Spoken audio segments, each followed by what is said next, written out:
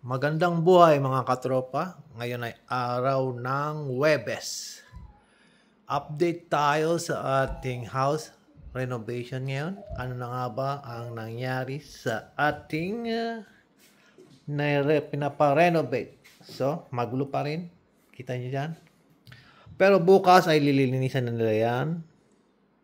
At ilalagay na ang floor, ang hardwood floor. Itong floor na ito. At nalagyan na nila ng ilaw. Yan.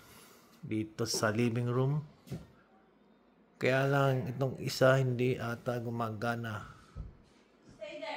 So, ayusin nila yung bukas. At silipin natin ang ating kitchen kung ano na ang anyo ng ating kitchen. Ito na ang itsura ng ating kitchen. Hindi pa natatapos ang countertops.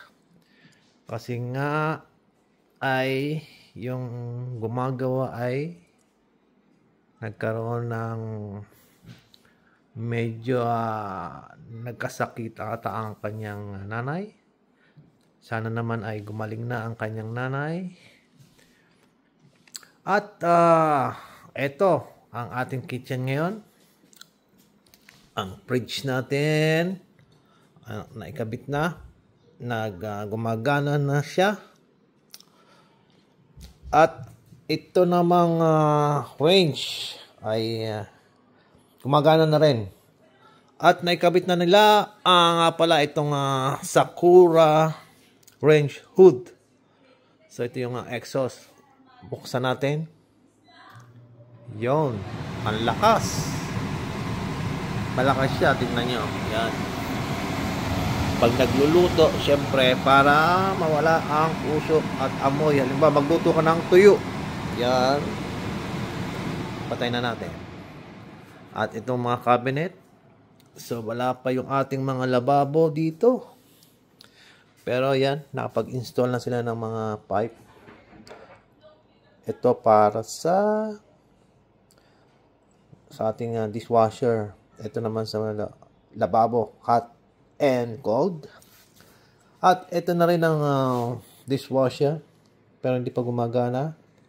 Nilagay lang muna nila dyan. So dito sa kabila ay ganyan pa rin, magulo pa. At ito ang ating island. Wala pa rin countertop, marami pang mga nakapatong. Buksan natin. Ito nga pala ay yan. Ito yung basurahan. Yan. Yan ang basurahan. Dito naman sa kabila ay ang dito mo ilalagay ang mga spice rack. Ito. Yan. Yan.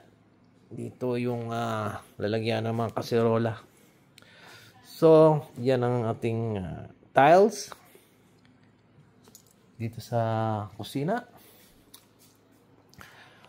At itong ating fridge ay tingnan natin kung gumagana ang kanyang yelo. Kung gumagawa na siya ng yelo. Ayun, meron na. Kagabi wala pa eh. Yan, may yelo na siya. Yan, gumagawa na siya ng yelo.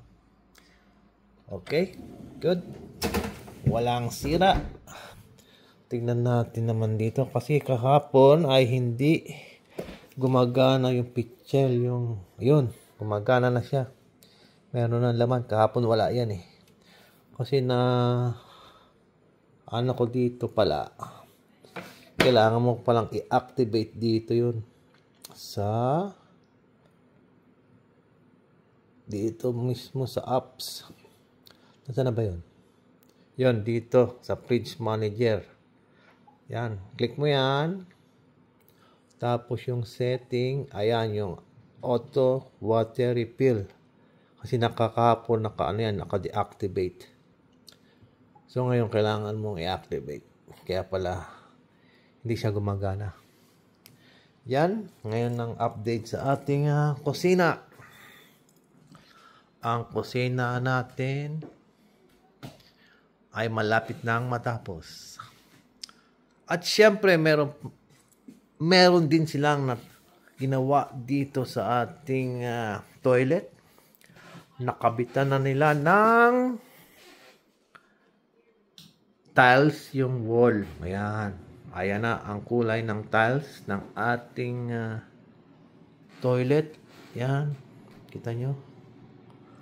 So, dito ilalagay yung mirror. Yan. Magkakaroon pa yan ng takip, yung sliding door.